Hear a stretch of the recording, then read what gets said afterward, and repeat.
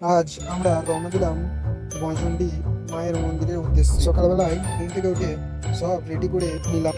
আর হ্যাঁ, বলে না মায়ের ভালোবাসার মতো কোনো ভালোবাসা নাই। সত্যি দেখো, মাকে আমি বললাম যে সকালে আমি কিছু খাবো না, তাও মা আমার জন্য চা বসিয়ে দিয়েছে। মায়ের এই ভালোবাসা সত্যি কখনো বলার নয়। মায়ের হাতে চা আমি আর দুষ্টু মিলে খেয়ে নিলাম। তারপরে সাইকেল নিয়ে বেরিয়ে পড়লাম পাথরসার স্টেশনের দিকে। এভাবে 30 মিনিট সাইকেল করার পর আমরা পাথরসার স্টেশনে পৌঁছে গেলাম। তারপরে আমাদের একে একে এমটি, ডিউক, FZ-10 সবগুলো গ্যারেজ করে দিলাম। তারপরে চলে গেলাম পাথরসায় কাউন্টারে। আর আমাকে টিকিট দিল না, আমাকে একটু বড় ফর্দ ধরিয়ে দিল। আমিও ফর্দ নিয়ে দাঁড়িয়েছিলাম ট্রেনের অপেক্ষায়। কিন্তু আজ ট্রেনটা অনেক দেরি করলো। সকাল 7টার ট্রেন এলো 7টা 40 মিনিট। অবশেষে ট্রেনে উঠে কয়েকটি স্টেশন পেরিয়ে পৌঁছে গেলাম বই।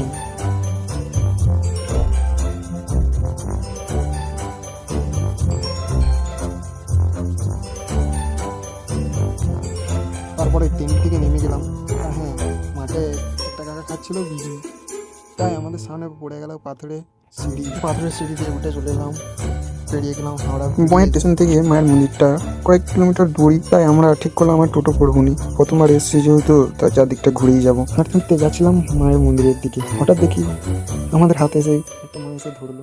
আর আমি ভয় খেয়ে গেছি, যে কি বলতে চাইছে আমি বুঝতে পারলাম না। তারপর বুঝতে পারলাম যে মা বলতে চাইছে যে মায়ের দোকানে জিনিসপত্র নিতে হবে পুজোর।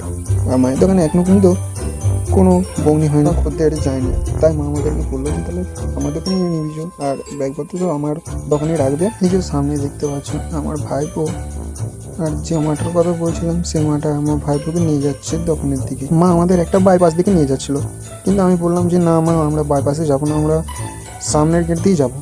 তখন মা ভাবলো হয়তো যে আর আমরা মায়ের দোকান যাবো না, কিন্তু আমাদেরকে তো আমাদের ক্যামেরায় দেখাতে পারিনি। আর তোমাদের আকাশ ভাই কখনো কাউকে কথা দিয়ে ঠকায়নি। আর আমার বাবা মাও শিখাইছে যে কী করে মানুষের বিশ্বাস জিততে হয়, সেটা আমাকে শিখাইছে। আর তোমরা হয়তো ভাবছো যে আমি কি করেছি যে মানুষের বিশ্বাস জেতার কথা বলছি। হ্যাঁ, হয়তো সবাইকার সাহায্য করতে পারিনি, কিছু কিছু মানুষের সাহায্য করেছি। এটা আমার বলাটা ভুল, সাহায্য করে কখনো নিজে অহংকার করে বলতে নেই। চলো ভিডিওয় ফিরা যাক। দাদাটাও আমাকে তার দোকানে নিয়ে যাচ্ছে, বলছে ভাই এসো আমার দোকানে জিনিস নেবে। কিন্তু আমি দাদাকে বললাম যে না, আমার দোকান ধরা আছে। প্রথমেই তোমরা দেখেছো একটা মা হাত আমার ধরে, তাই দাদাকে বলে দিলাম যে না, আমার দোকান ধরা আছে। তাই সেই মায়ের খোঁজে করতে করতে তার দোকানের সামনে চলে এলাম। আর মায়ের হাসিটা দেখা এবার। মা আমাদের দোকানটা দেখিয়ে দিল। হ্যাঁ সত্যি, এরকম মানুষের পাশে থাকতে আর এরকম মানুষকে হাসাতে খুবই ভালো লাগে আমার। যতই নিজে কষ্টে থাকি না, তাও মানুষের হাসিটা ভাল লাগে।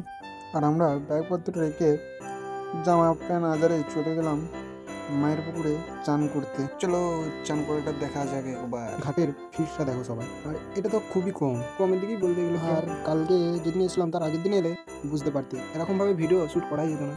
আমরা দেরি করে নেমে পড়লাম মায়ের পুকুরে চান করতে। চান করে চলে এলাম পুজোর থালা নিয়ে চলে এলাম মায়ের কাছে পুজো ধরাতে।